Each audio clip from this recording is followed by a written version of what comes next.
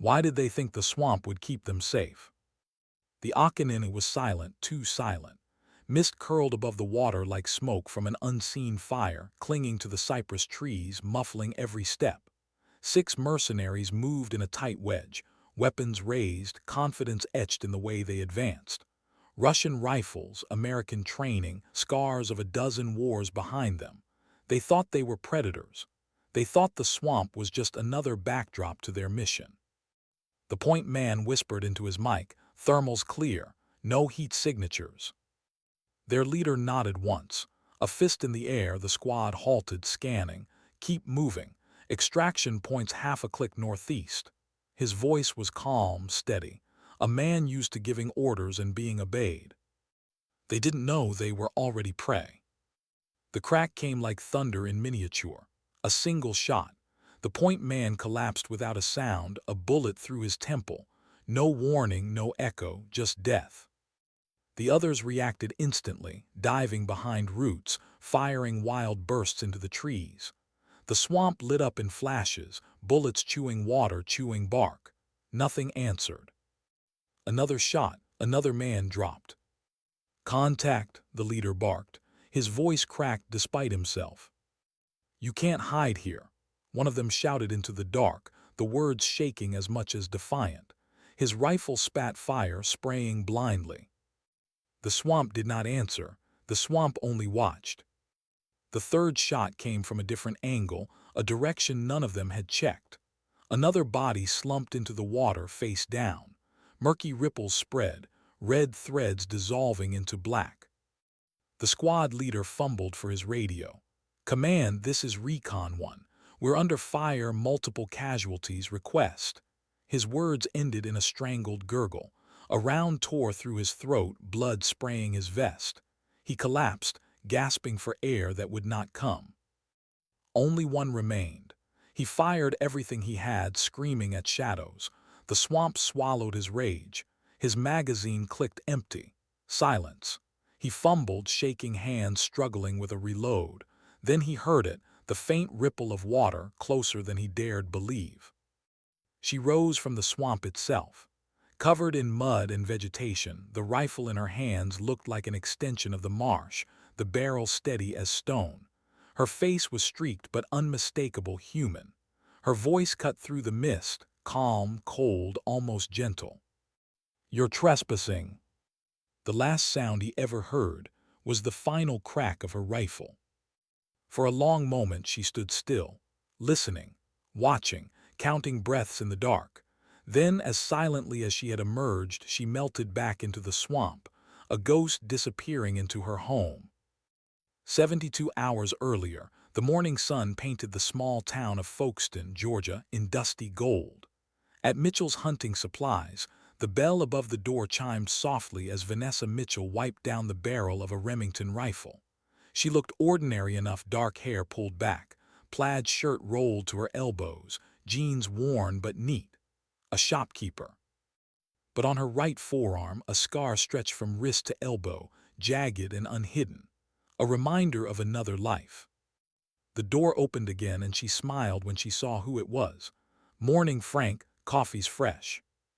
Colonel Frank Hargrave, retired, 72, still walking with the quiet grace of a Delta Force veteran.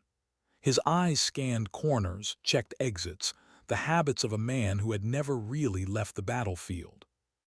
They talked like old friends, like family. He admired the new German scope she'd set aside for him. They laughed about old Soviet optics, about Berlin, about operations nobody else in town would ever guess they'd been part of. But then Vanessa's smile faded. You heard more about those strangers asking questions at the diner. Frank's eyes hardened. Russians, speaking perfect English, asking about property near the swamp, developers they claimed, but developers don't carry Makarovs under their coats. Vanessa nodded slowly. They drove past yesterday, black SUV, government plates that don't exist. It was nothing she hadn't expected, and yet she felt it, the faint pressure in the air like the heaviness before a storm. That night she noticed a footprint outside her cabin, not hers, not Frank's, Someone had been there. She checked her hidden cameras, rewound the feeds. The black SUV. Two men scouting her home from a distance.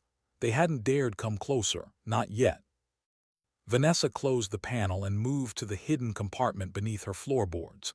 Inside was her arsenal, pistols, rifles, and one weapon she hadn't touched in years. The Mk-13 Mod 7 sniper rifle, the same she'd carried in Syria. She held it a moment, the weight as familiar as her own heartbeat. On her porch later, bourbon in hand, she stared at the swamp. For the people of Folkston, it was a place of fear. For her, it was sanctuary, and maybe soon it would be a battlefield again. Sleep would not come that night. Memories she had buried clawed their way back. Afghanistan, 2019. Operation Phantom Spear. 12 targets in 15 minutes. Calm shots in chaos. Commendations, whispers, a nickname whispered with awe and unease, Ghost. Then Syria, the mission that destroyed her team and ended her career. The ambush, the screams, the blood, the silence that followed, she alone had survived. She opened her eyes and stared into the swamp. For years she had lived as Vanessa Mitchell, the quiet shopkeeper, but peace had always been temporary. She knew this day would come, and when it did, Ghost would have to return. The next morning Frank arrived with a man she didn't know. Mike Reeves, former SEAL, private security now. He moved like a soldier, eyes scanning, mind always calculating. "This isn't a social call," Vanessa said, pouring coffee. Frank set a manila folder on the table, surveillance photos, the SUV, the men. Their leader, Viktor Zakharov, former KGB, later FSB, officially retired, unofficially, one of the most dangerous arms traffickers in the world. And he was here, in Georgia, in her backyard. Mike spoke first. 2 months ago, chatter about an arms deal along the Georgia-Florida border.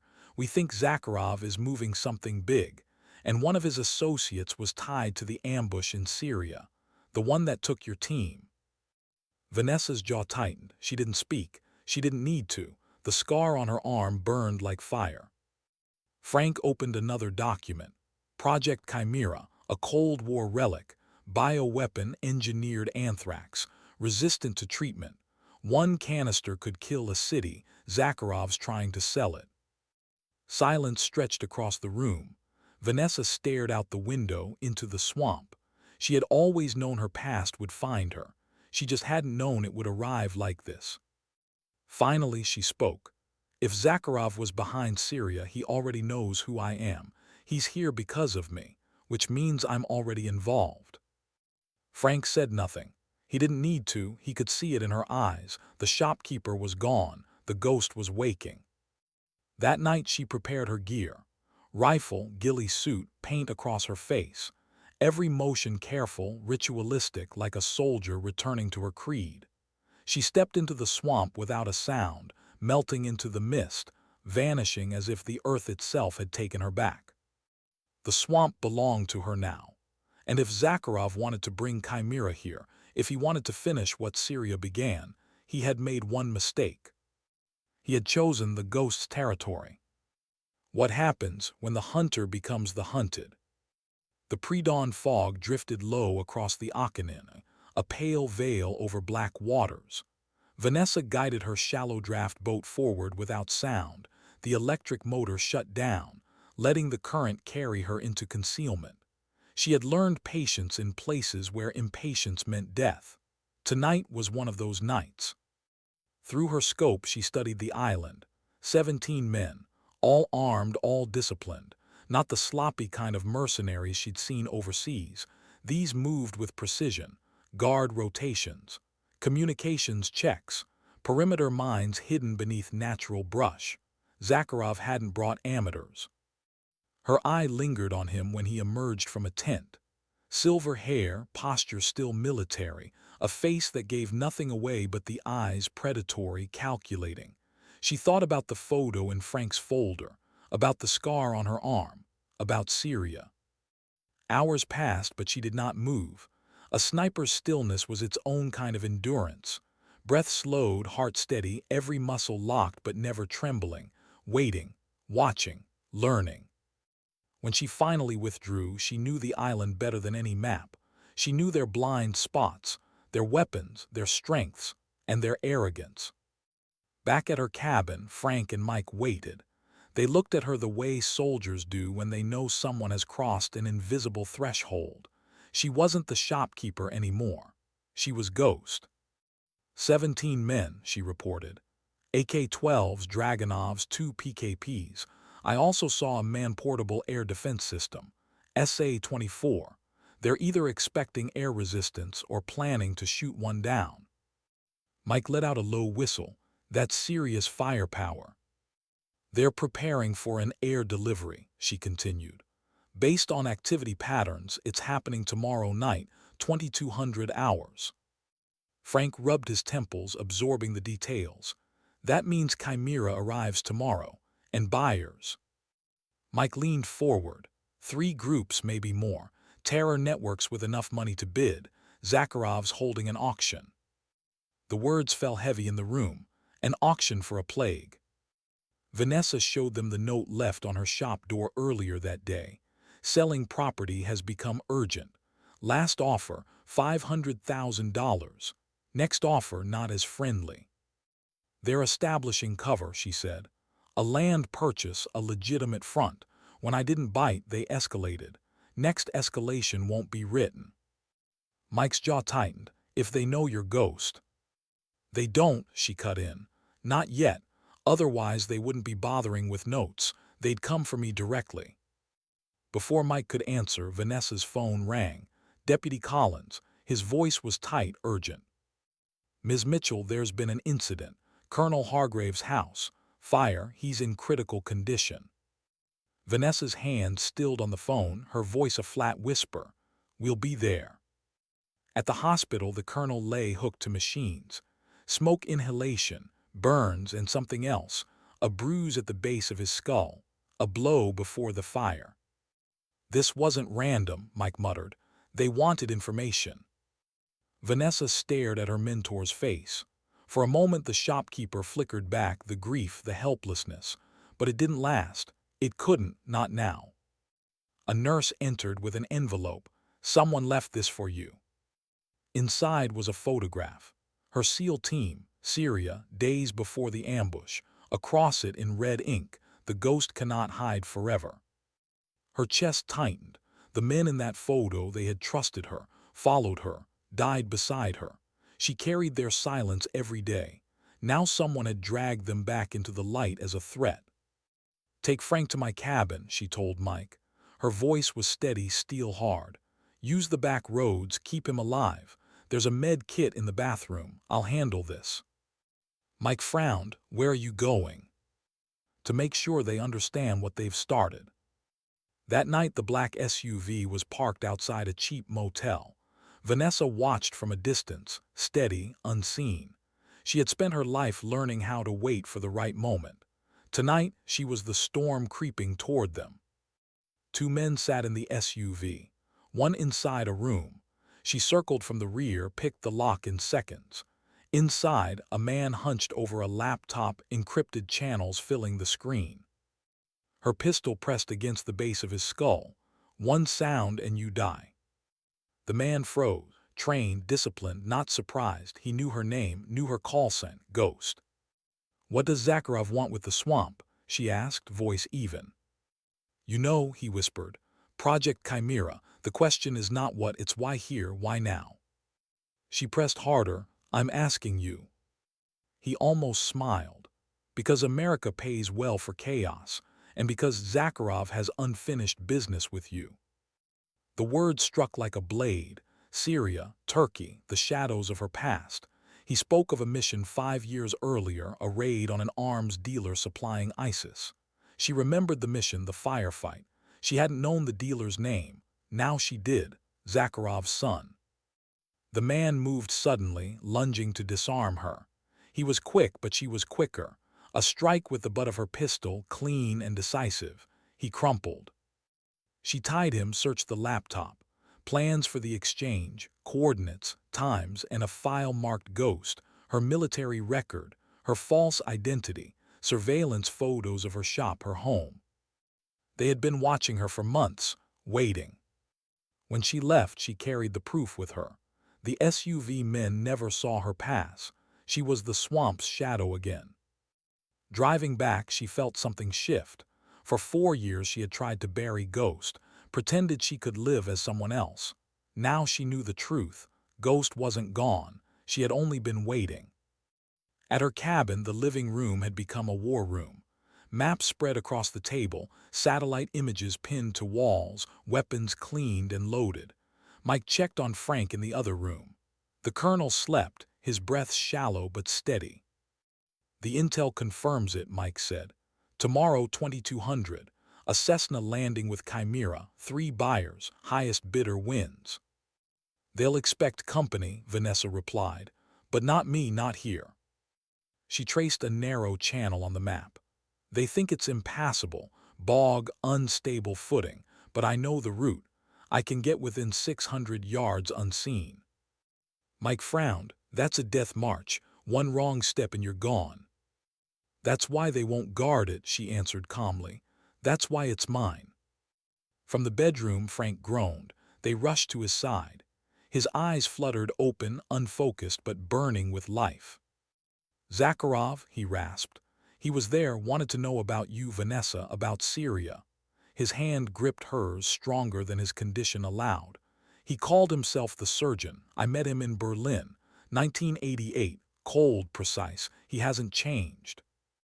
"Did you tell him anything?" Mike asked. Frank's lips curved in a faint, defiant smile. 2 years in a Hanoi prison camp, son. Zakharov got nothing from me." Vanessa bent close, whispering, "Rest. We'll handle it now." Later, as she prepped her gear, Mike handed her something small, a worn challenge coin from SEAL Team 6. "For luck," he said. She stared at it, the memories heavy in her palm. Then she slipped it into her pocket. "One way or another," she murmured, "this ends." As night fell, she slipped into the swamp once more. The mist thickened, branches bent low, water black as oil. Every step she took pulled her further from the life she had tried to build, and deeper into the life she could never truly leave. The ghost was hunting again. How far can a person sink into silence before it becomes part of them? The swamp breathed around her, thick, humid, alive. Every insect call, every ripple of water was a language Vanessa understood. She had studied these waters like scripture. Tonight, the swamp was not an obstacle. It was her ally. Her gear was stripped to essentials. The MK-13 with suppressor, a Sig Sauer sidearm, survival kit paired to ounces, a ghillie suit laced with swamp vegetation, damp and heavy against her skin. She painted her face in broken patterns of green and black, and as she moved, she was not a woman anymore. She was landscape. Hours passed in silence. 3 miles into her approach, she reached what locals called the floating prairie. It looked solid, but beneath the thin mat of plants was nothing but 20 feet of black water and mud. A wrong step meant vanishing. She tested with a narrow probe, feeling for the submerged cypress knees that could hold her weight. She crossed with patience that bordered on prayer. Every sound mattered, every breath. She trained her ears to the small shifts, the hollow knock of a distant woodpecker, the faint rush of air from open water ahead. By the time she reached the final channel, the swamp had already tested her, and she had passed. The channel was narrow, almost hidden beneath hanging moss. Too tight for a patrol boat, too dangerous for a man who didn't know the signs. But she had memorized its rhythm years ago. Tonight, it carried her to within 600 yards of Zakharov's island. She built her hide with ritual precision, layers of mud, branches woven with her suit, rifle angled just so, bipod steady. The scope gave her the island in fragments, guards patrolling, lights rigged around the landing zone, the command tent where Zakharov emerged now and then like a spider checking his web. She whispered into the radio, voice low. "Overwatch in position, target area visible, 21 tangos, Zakharov confirmed." Mike's reply crackled softly. "Roger, weather report says fog in 3 hours. Colonel's stable, stay sharp. Ghost out. Then came the waiting. Waiting was where ghosts thrived. Hours folded in on themselves. Her pulse slowed. Her mind sharpened. She tracked every man, memorized rotations, mapped their paths until she could predict their movements before they took them. Through the scope she saw Zakharov clearly. Silver hair under floodlights, face lit like carved stone. Once she had him centered in her crosshairs. One trigger squeeze and it would all be over. But she didn't take it.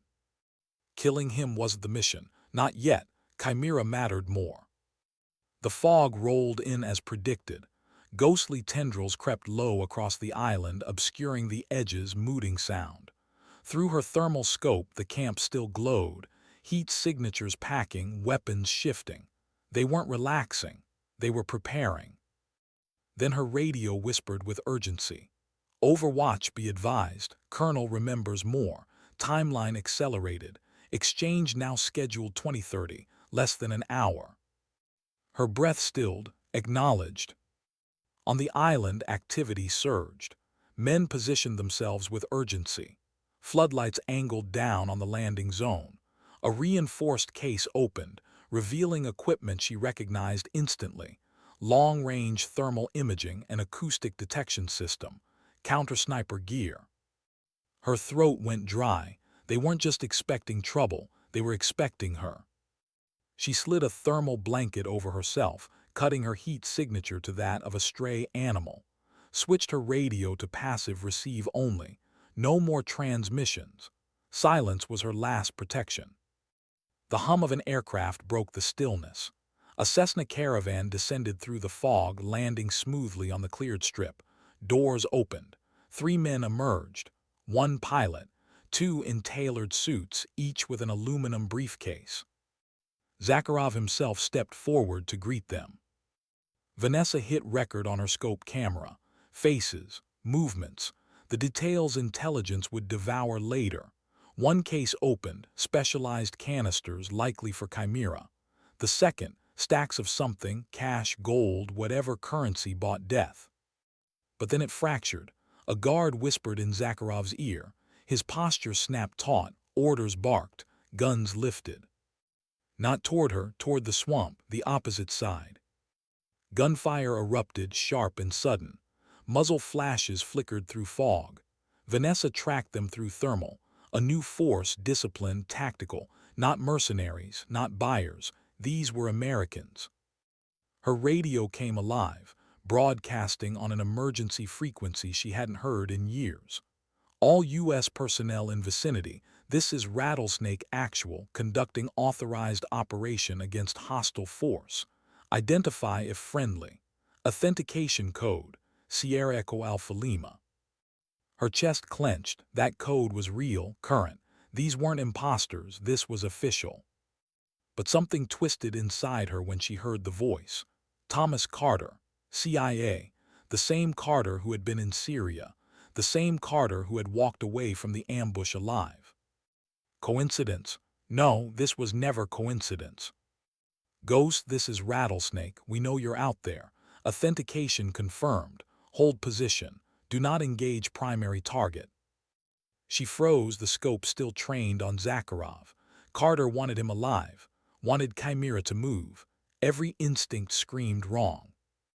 Before she could decide, movement pulled her focus. Buyers retreating toward the aircraft, engines spooling, Chimera ready to vanish into the fog. No choice. She fired. The round punched through the engine housing, black smoke pouring as the aircraft choked and died. Gunfire exploded toward her position within seconds. They had triangulated her shot. Bullets shredded her hide. She rolled sideways, instinct honed by years of survival.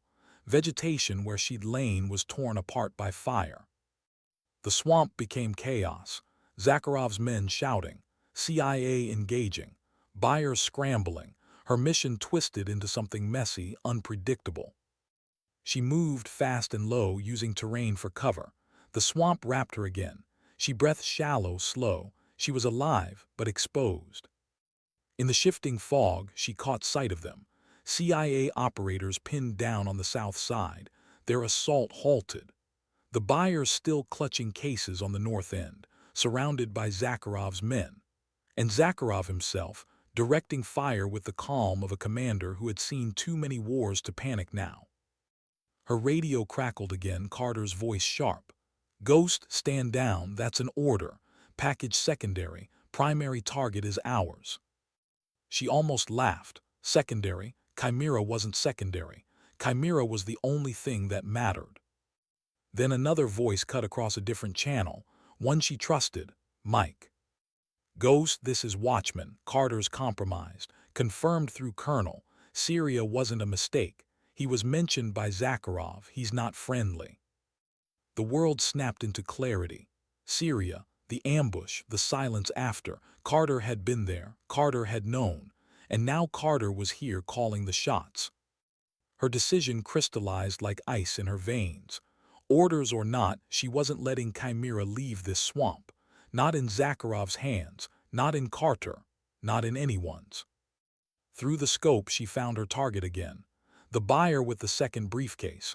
One squeeze, one exhale. The man collapsed, case tumbling from his grip. Zakharov dove for cover.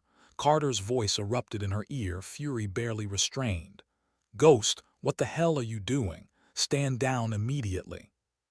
She ignored him, shifted, rolled, vanished deeper into the swamp as gunfire chewed through the night. Somewhere behind the chaos, Vanessa's heart steadied. She had found her clarity. She was Ghost again, and Ghost didn't take orders from traitors. What happens when the enemy wears your own uniform? The fog thickened, curling around Cypress knees, muffling sound and sight alike.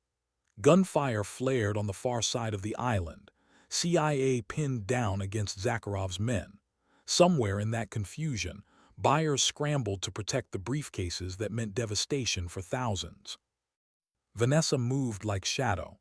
Low, silent, calculated, every shift of her weight was deliberate. She wasn't charging into chaos, she was shaping it. Through her scope she saw the northern perimeter. The second buyer, flanked by guards, still clutching the aluminum case. Chimera, the plague, the nightmare. He slipped into the fog, not toward the firefight, away from it. She adjusted her position, circling, stalking. At the eastern dock, voices cut through the static hum of swamp insects. Urgent, controlled, familiar. She crouched low, listening. "Move," a man barked, calm but pressed. "Before Zakharov realizes we've split the package." Her blood ran cold. She knew that voice, Carter. Fog parted enough to show them, two silhouettes at a shallow draft boat. One the buyer, the other Thomas Carter, CIA. His weapon slung, his posture alert but not wary enough to expect her. The buyer hesitated. "Payment." "Already transferred," Carter snapped. "Your people have it. Just deliver the case to the extraction point. Everyone wins." Everyone except the people who would die. Vanessa stepped out of the mist, Sig Sauer raised, voice low and steady. "Not everyone, Carter." Both men froze. The buyer's eyes widened, his instincts pulling him toward the boat. Carter's gaze locked on hers. Shock lasted only a heartbeat before it hardened into calculation. "Ghost," he said softly, almost with admiration. "I knew you'd be here." "Don't," she warned as his hand twitched toward his weapon. "You're good, Carter, but you're not faster than me." The buyer panicked, shifting to bolt. Vanessa fired once, a clean shot through his shoulder. He crumpled, screaming, the briefcase slipping from his hand. She didn't look away from Carter. "Kick it over," she ordered. Carter's jaw tightened. He nudged the case with his boot. It slid across wet planks toward her. She bent, never lowering her weapon, and dragged it closer with her free hand. Chimera secured, for now. "Selling bioweapons to terrorists," she said quietly. "That's your mission." Carter chuckled, the sound bitter, humorless. "Control, Mitchell. Not chaos. Controlled distribution. You give them just enough rope, enough power to destabilize who we want destabilized. Influence without fingerprints. It's called geopolitics. It's called treason." His expression didn't waver. You really think Langley does know? You think Syria was an accident? That ambush? He leaned forward slightly, voice dropping. We designated you as expendable. Your team was the price for leverage. That's the world you served so faithfully. Her stomach twisted, but she didn't let it show. They died because of you. Carter's calm cracked for the first time. They died because you killed the wrong man in Turkey, Zakharov's son. You think he ever forgave that? The words sliced through her chest like shrapnel. Memories surged, gunfire, blood, the faces of men she couldn't save. The buyer groaned, crawling toward the boat. She fired again, a round through his leg. He collapsed, whimpering, "Stay down." Her focus returned to Carter. This ends now. But Carter wasn't panicked. He wasn't begging. He was smiling.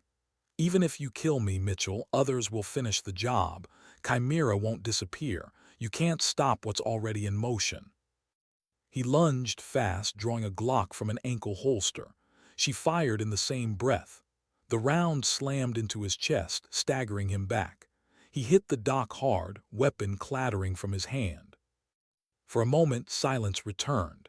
The swamp swallowed sound, leaving only Carter's ragged breathing. But movement cut through the stillness, shadows advancing from the fog. Zakharov's men, sweeping toward the dock, weapons raised.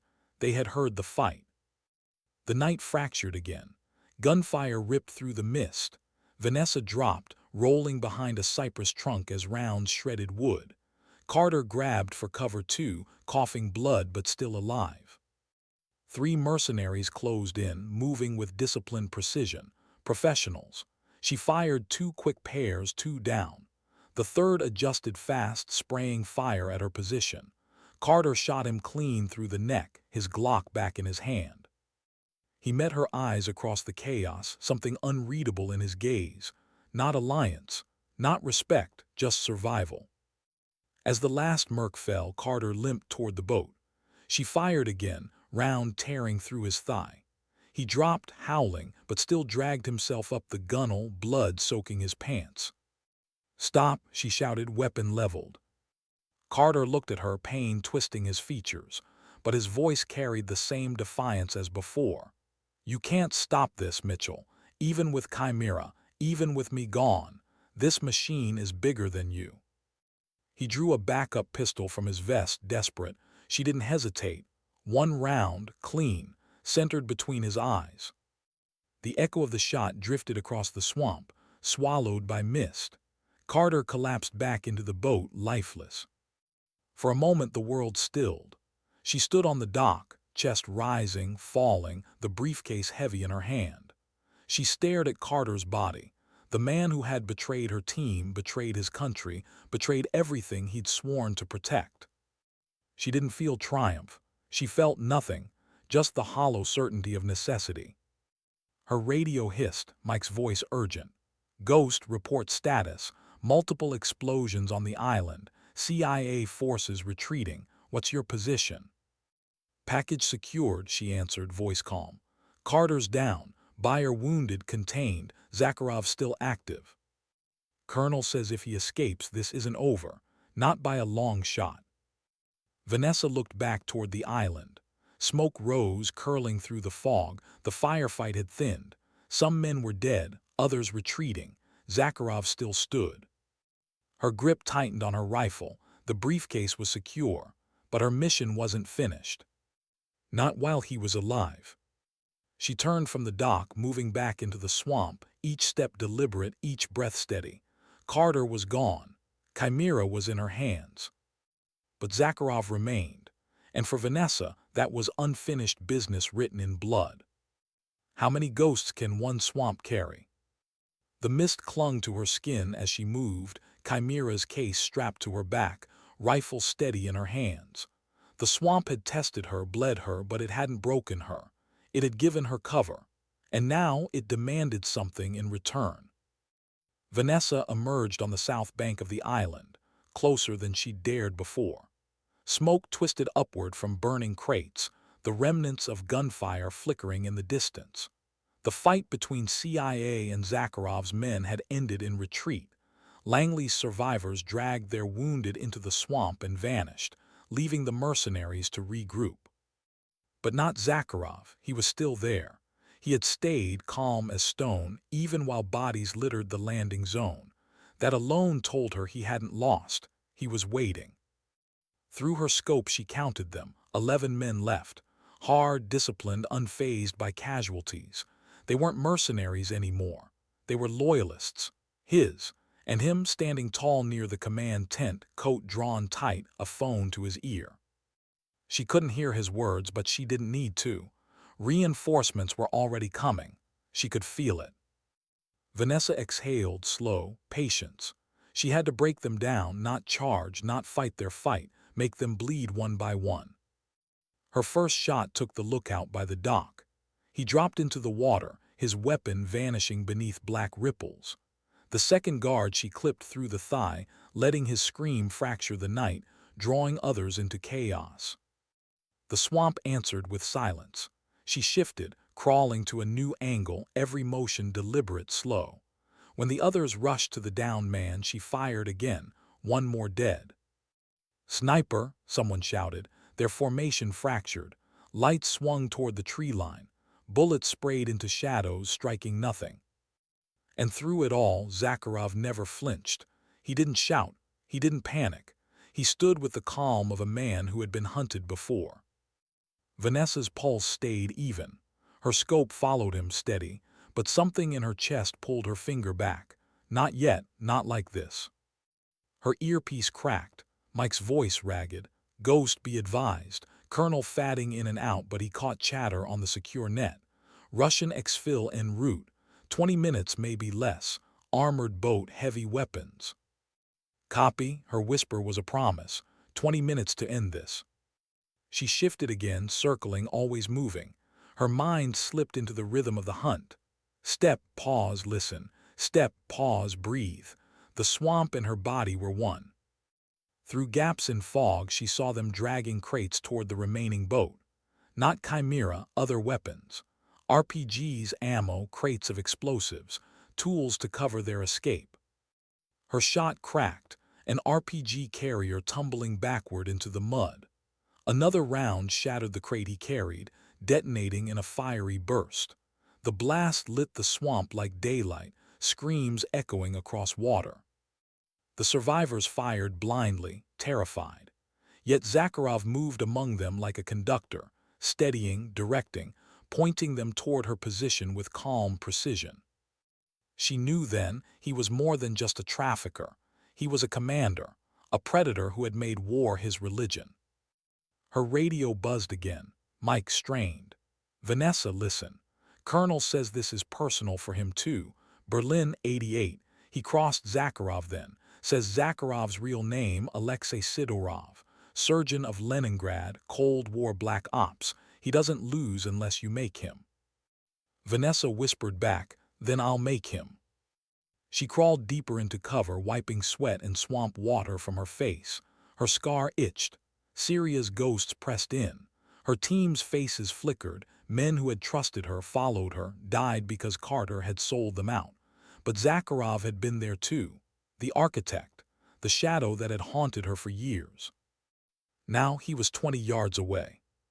She slid her rifle forward, lining up through the brush. The crosshairs found him, perfectly framed. She could take the shot, end it. But again, something in her held. Not hesitation, something sharper. A knowledge that Zakharov didn't fear death. That killing him at a distance wasn't enough. That if she wanted to bury Syria, she had to face him. So she moved. Step by step closer. Ghillie suit drenched, boots silent in mud. She let his men's fear shield her. They fired into shadows, into trees, into phantoms. None of them expected her to walk straight into the heart of their perimeter. By the time one guard turned, her knife was already in his throat. She lowered him gently into the mud, silencing his final gasp.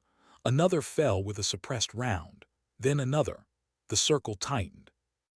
Zakharov stood ahead, his back turned, issuing commands in Russian. He knew she was there. She felt it. "Mitchell," he said suddenly, voice calm, cutting through the night. "Come closer, no more games." She froze. He hadn't turned, hadn't moved, but he knew her. Slowly, deliberately, she stepped into the clearing, rifle leveled. Zakharov faced her now, silver hair slick with mist, eyes sharp as steel. No fear, no surprise, just recognition. "So the ghost lives," he said softly. His accent was thick but his English precise. "I wondered if you would. My son did not." Her grip tightened on the rifle. He was arming butchers. "And you butchered him," Zakharov replied evenly. "Balance then, except balance demands you as well." For a moment, silence hung between them. Two predators, two survivors of wars fought in shadows, standing face to face in a swamp that would swallow one before dawn. Then gunfire erupted behind him, his men, realizing who stood before their commander. She dropped low, firing, movement automatic. 2 down, 3. Mud spraying, bullets tearing through brush. But when the smoke cleared, Zakharov was gone. Her chest heaved. The clearing emptied, his loyalists scattered or dead. But him, he had vanished like mist swallowed by the swamp. Her radio hissed again. "Mike." "Vanessa." Thermal drone picked him up north edge, heading for extraction point. Boats inbound, 10 minutes. She closed her eyes, exhaled. Her body ached. Her scar burned, but her will sharpened to a blade. She wasn't chasing him because Frank wanted it. Not because Chimera demanded it. Not even for her team's ghosts. She was chasing him because for 4 years she had lived pretending to be a shopkeeper, a civilian, a woman free of war. And he was the reminder that ghosts don't stay buried. She lifted her rifle, melted back into the swamp, and whispered into the night, "I'm coming for you." The swamp swallowed her words, but somewhere ahead Zakharov moved, and for the first time she thought maybe he was waiting for her too. What happens when the hunter finally meets the mirror of herself? The swamp was darker now, heavy fog clinging low, moonlight cut into ribbons by Spanish moss. Every sound carried weight. An oar cutting water, a bird startled into flight, the faint scrape of boots on soaked wood. Vanessa tracked him through all of it. Zakharov moved with the skill of a man who had survived ambushes before. He didn't run blindly. He paused often, checked angles, covered his trail. He was careful, professional, the kind of prey that felt like a predator. She followed at distance, rifle tight against her shoulder, case strapped across her back. Chimera. The weight reminded her with every step, this wasn't just about vengeance. This was about stopping something the world wasn't ready to face. Mike's voice whispered in her ear, tense. "Ghost, thermal shows him 300 meters north. Boat inbound, 7 minutes. "Copy," she murmured. Her own breathing was her metronome, slow, steady. Patience had kept her alive when others died. Patience would bring her close enough. Branches creaked overhead, something heavy shifting. She froze, listening. Not an animal, too deliberate. She sank lower into the muck, eyes sweeping.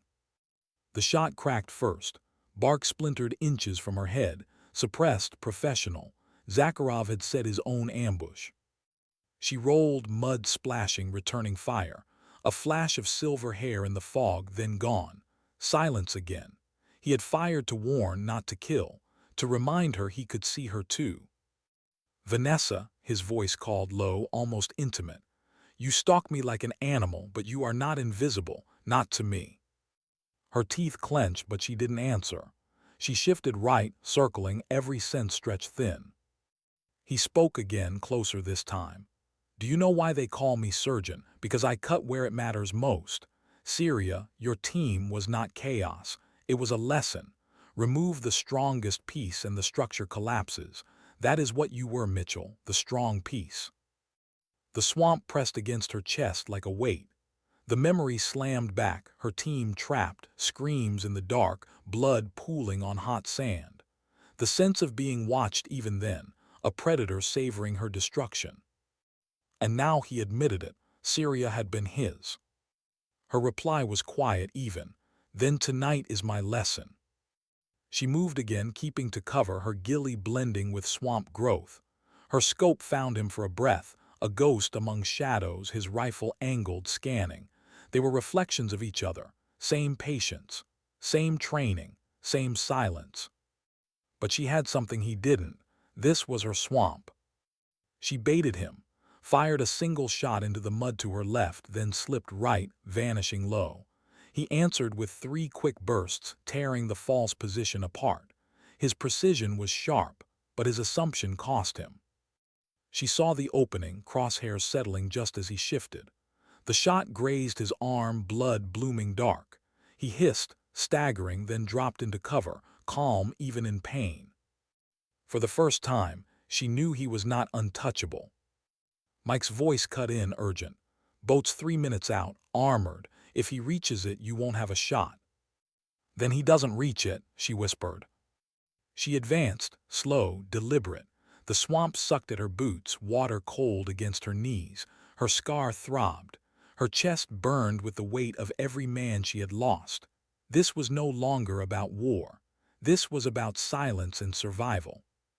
Through the fog, the rumble of engines deepened. Heavy boat, armored hull, twin machine guns, reinforcements. She had minutes, maybe less. Then she saw him again. Zakharov stood at the water's edge, cradling his bleeding arm, scanning the tree line. He knew she was there. He was daring her. "Come then, Ghost," he called softly, voice carrying through the mist. "Let us end this, you and me. No rifles, no distance, face to face." Her heart hammered once hard. Every sniper's instinct screamed against it, but something deeper pulled her forward. She slid her rifle into the muck, pulled her cig from its holster. Her feet carried her through the fog until the space between them shrank. 20 feet, 10. They stared at each other, weapons raised, predator and predator, both scarred, both ghosts of wars their nations had long forgotten. He smiled faintly despite the blood. "You are good, better than I thought, but do you think vengeance fills the void? Do you think it silences ghosts?" Her voice was steady, even cold. "No, but it makes them bearable." The armored boat loomed through fog behind him, engines growling, men shouting orders. Time snapped taut. Zakharov's smile faded, his finger tightened, so did hers. The shots cracked as one. His round grazed her shoulder, burning flesh. Hers tore through his ribs, staggering him back. He dropped to one knee, blood soaking his coat. Yet even then his eyes burned with fire. Not fear, not surrender. "You kill me," he rasped, "and another takes my place. That is the truth you cannot escape." She stepped closer, weapon aimed at his heart. "Maybe, but it won't be you." Her shot ended him. He collapsed into the swamp mud, eyes still open, as if refusing to accept death even as it claimed him. The boat roared closer, searchlights sweeping. Voices shouted in Russian. They had seconds now. Vanessa bent, grabbed Zakharov's rifle, slung it across her back. She stared at him one last time. A man who had shaped her pain, who had lived as predator until predator's end. Then she melted back into the swamp with Chimera on her back, vanishing just as the floodlights tore across where she had stood. The men on the boat found only a body and blood, no ghost. She moved with the current, pain in her shoulder sharp, breath ragged but her will unbroken. She had killed the surgeon. She had severed the scar of Syria. But in her chest she felt it already, the truth he had spoken. This fight was not over. There would always be another. Still, for tonight, she had given her ghost silence. What do you do when the war comes home in a box you can't open? The swamp was quiet again, too quiet. The kind of silence that made her ears ring, as if the earth itself held its breath. Vanessa dragged herself through waist-high water, blood seeping from her shoulder, Chimera's case digging into her spine with every step. Behind her, the armored boat's floodlights swept the fog, shouting in Russian, echoing across water. They hadn't seen her, not yet, but the search tightened. Time was collapsing. She forced herself deeper into the swamp, moving where no man born of dry land would follow. The muck pulled, the reeds cut, the water chilled her to the bone. Still she moved. One step, another, survival in inches. At last she reached the hollow she had chosen years ago, a place no map marked. Cypress roots twisted high above water, forming a cradle of black wood, a sanctuary, a graveyard, tonight maybe both. She collapsed inside, setting the briefcase before her. Chimera, a Cold War ghost cradled in steel, she had killed to keep it from leaving. Now the question loomed larger: what to do with it? Her radio crackled softly, Mike's voice strained. "Vanessa, you clear." She pressed the mic. "Alive." "Zakharov." "Gone." There was a pause. He exhaled. "Copy that. But listen, satellite shows Russian reinforcements moving from the coast. 40 men, maybe more. You don't have long." She looked at the case, fingers trembling. "Tell me something, Mike. If I destroy it here tonight, does it end?" Silence stretched, then his reply: "If only it were that simple." Her jaw clenched. He was right. Knowledge doesn't burn. Schematics don't vanish with fire. Chimera was a symptom, not the disease. But still the case itself held death. The weight of a city's screams, locked tight beneath her palms. "Colonel says bring it in," Mike continued. "Secure lab neutralization, that's the play." Vanessa's eyes narrowed.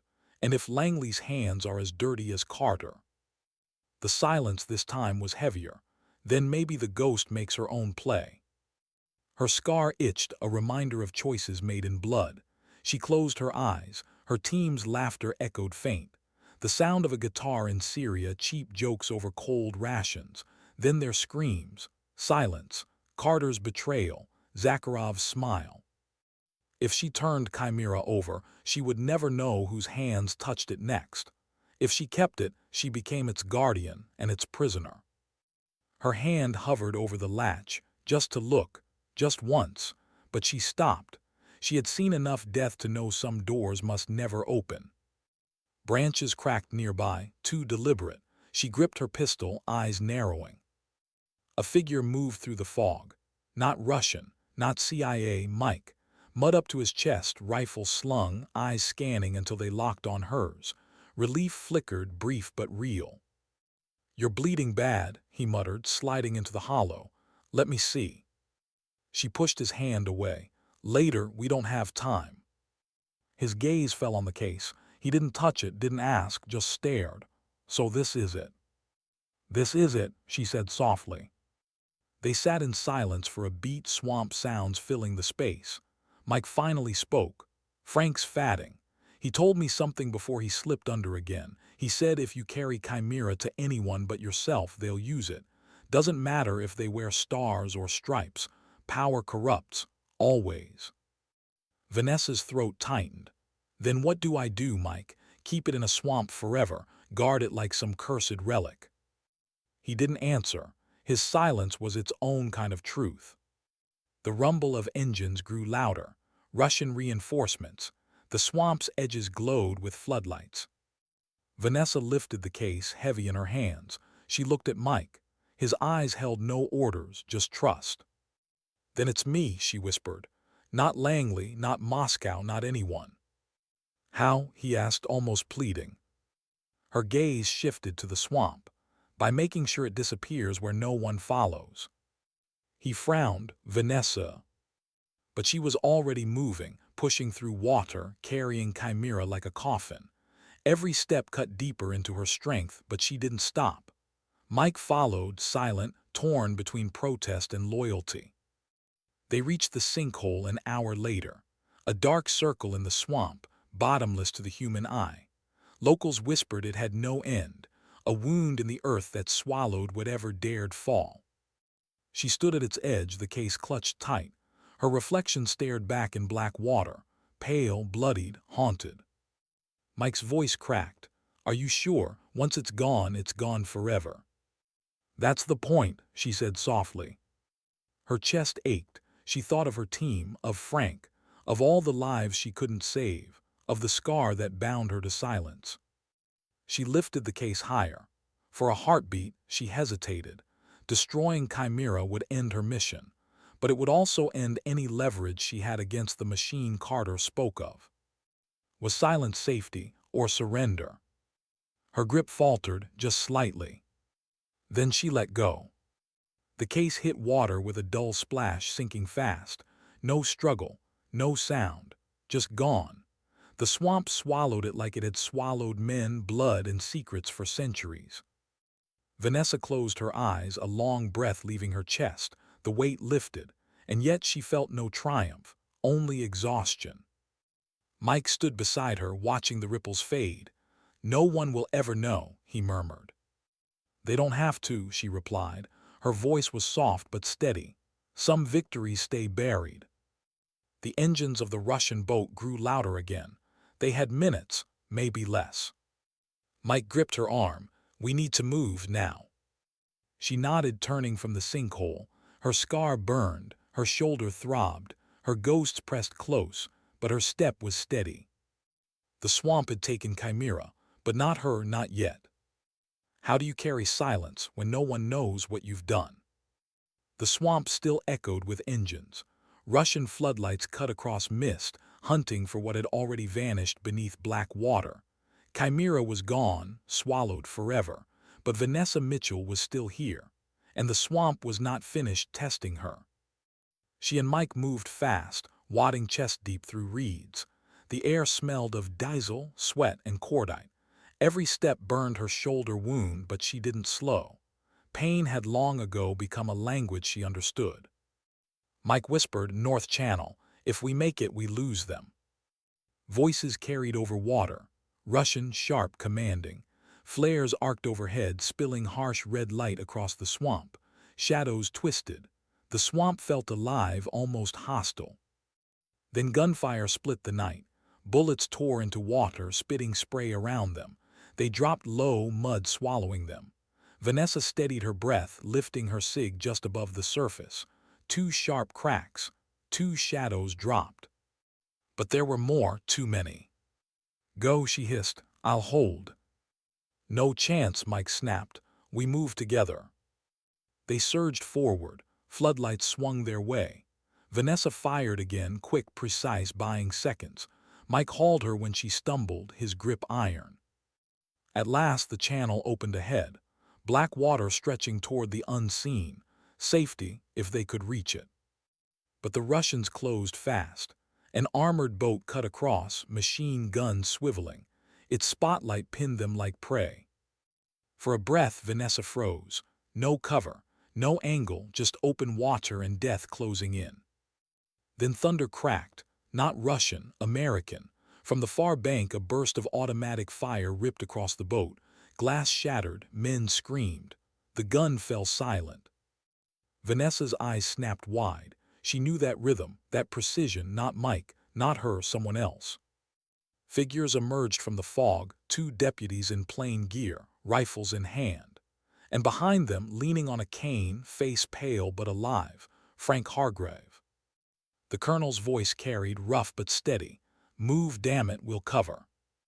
Mike dragged Vanessa forward as Frank and the deputies laid suppressing fire. Bullets chewed bark, hissed across water, but the 3 of them pressed through until the swamp swallowed them again. They didn't stop moving until dawn painted the horizon. On the edge of Folkston, in a cabin that smelled of antiseptic and burned coffee, Vanessa sat on the porch, bandaged and exhausted. Her rifle leaned against the wall beside her. She stared at the swamp, its mist rising like incense, its silence heavier than ever. Mike came out quietly, handing her a mug. She sipped, bitter, strong, lifeline in liquid form. "Frank's stable," he said softly. "Doctors say he'll walk again, maybe slower, but he'll walk." She nodded, relief flickered, faint but real. Mike studied her face. "We should tell Washington, at least part of it, they'll want." "No," she cut in. Her voice was steady, final. "The less they know, the better." He frowned. "You think burying it changes anything? Carter's gone, Zakharov's gone, but the machine still turns," she finished for him. She set the mug down, her gaze never leaving the swamp. "That's why Chimera stays buried. No leverage, no temptation, no one's hands but the earth." Mike hesitated, then nodded. He understood, maybe not fully, but enough. Silence stretched between them, not awkward, heavy, real. Finally he asked, "So what now? You go back to selling scopes and duck calls, pretend none of this happened." Her lips twitched into something like a smile. Sad, tired. "Pretend is all I've been doing, maybe that's enough." But she didn't believe it, and he knew it. Later that night, Frank called her into his room. He lay propped against pillows, his face pale, eyes sharp. He studied her a long time before speaking. "You made a choice," he rasped, "didn't you?" She met his gaze, didn't answer, didn't have to. He gave a slow nod. "Good, because some things don't belong in the world of men. Some things belong to silence. You've carried it, that's enough." Her throat tightened. "Colonel." But he lifted a hand, stopping her. "You can't fix everything, Vanessa. Sometimes all you do is make sure the fire doesn't spread. That's what you did. That's what matters." Tears burned behind her eyes. She blinked them away. The old soldier smiled faintly. "Ghosts don't rest easy, but sometimes they let you walk alongside them. Don't forget that." She left his room with her chest heavier and lighter all at once. Days passed. The town returned to its rhythm, diners opening at dawn, trains rolling through, kids fishing on riverbanks. Folkston never knew how close it had come to being a memory. Vanessa reopened the shop. People came for ammunition, for hunting licenses, for chatter about the swamp's mysteries. She smiled. She sold. She nodded along. But when the last customer left and the bell over the door fell silent, she would sit at the counter, her scar bare in the sunlight, her eyes fixed on the tree line, waiting, listening. Not for Chimera, not for Zakharov, for the silence that always followed. Because she knew the truth. The world would never stop making monsters, and sometimes the only answer was a ghost no one believed in. On a quiet evening she walked to the swamp's edge. The water shimmered under fading light. She closed her eyes and listened. The swamp whispered as it always did, patient, eternal, a place that swallowed secrets without judgment. She spoke softly to no one, to everyone. Sometimes dignity doesn't speak, it simply acts. And with that she turned back toward her shop, her ghosts trailing close but no longer crushing. Just companions, just reminders. The swamp watched her leave, silent as always. And somewhere deep within it, beneath black water and tangled roots, Chimera slept forever.